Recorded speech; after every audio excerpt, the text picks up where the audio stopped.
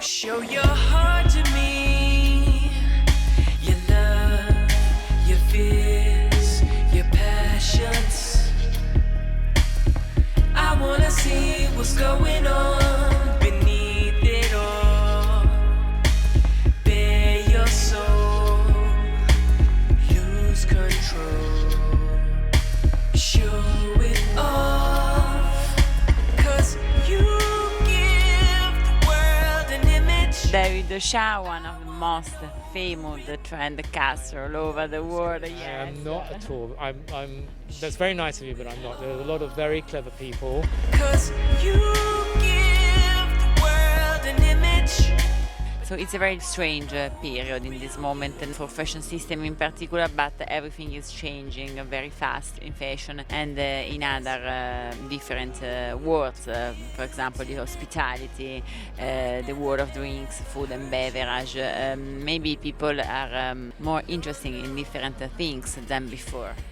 I think I've been in this business, I don't want to tell you how many years, but at least 40. And I can tell you that I've never seen a period like this before. And we have talked so many times about change, in the 90s, less is more, and life's done in the 80s. But this time, there is something fundamental going on. Baby, show me everything. Fashion still has the names, people recognize. And these brand names from Milan or Paris or London, are in people's minds. So clothes are not selling, but the meaning behind the brand or the feeling behind the brand is being transported to other merchandise, which is why everybody from Prada to you name it is busy making cosmetics, developing their perfume lines further, because perfume is selling like crazy, but expanding out into, as I said today, sport is the new happy marriage, fashion and sport. Not just what LVMH did with the Paris Olympics, but we're seeing from Dior, so many brands coalescing with sport. Boss, Dior, you name it, Gucci with tennis. Sport is a new happy hunter brand. So the names behind fashion will be the names behind a building, a racing car, a food store. Give me credit where it's due. Show me the money or it won't do. Flash the cash or I swear you're gonna see how I fare. These names maybe give us some positive feelings, no? They're an anchor to the past. It's the famous brand awareness.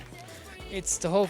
You have to be careful, because these names have got a reputation or associated with quality and history and heritage and culture.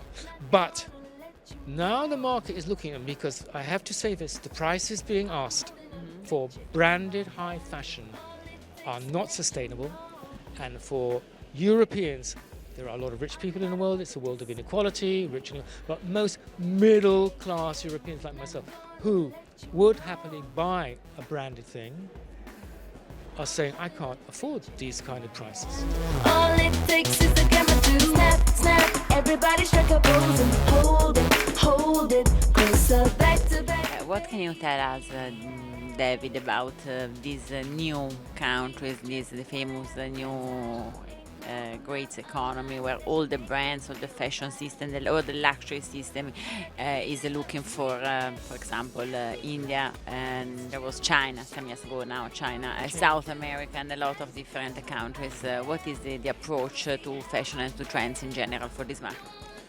It's changing. The balance of power, we can see it globally in economic terms, but also military. But the new points of interest, China has got its problems at the moment, and I don't know how long it will take to sort them out, but it's not the market it was, and a lot of people have lost money there. Why the brands have lost money this year.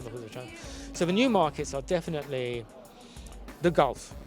Dubai is really plugging its image as a design capital. Dubai Design Week, Dubai Fashion Week, Dubai. I have done work in Saudi Arabia. That's also investing a lot of money, a lot of stores, a lot of big brands are now opening up in Riyadh and Jeddah. So that's a new fashion capital, and the Saudi government is very keen on promoting a luxury image and high-class tourism. And of course, the best of the pack, after Indonesia, which has taken years, I've always believed in Indonesia and Malaysia, which are coming fast behind Singapore, is of course India. The stock market has been phenomenal in India. Bengaluru has become the Silicon Valley of the Middle East, the Far East, and Indians will be the next big tourist people. Not an easy market to sell to because they have a lot of tradition, and they have an Indian feeling about colour, and they have an Indian feeling about blending traditional and modern. And I know store groups who are out there, like Hennes and Mauritz and Zara on the middle level, have had quite a learning curve to find out how to handle Indian taste and rest of it. But it's a massive market, not just because of the rich, but because of the new middle class. So India is definitely India, the Gulf, Saudi is the next one, and of course Malaysia and Indonesia. Thank you so much, David. Don't wanna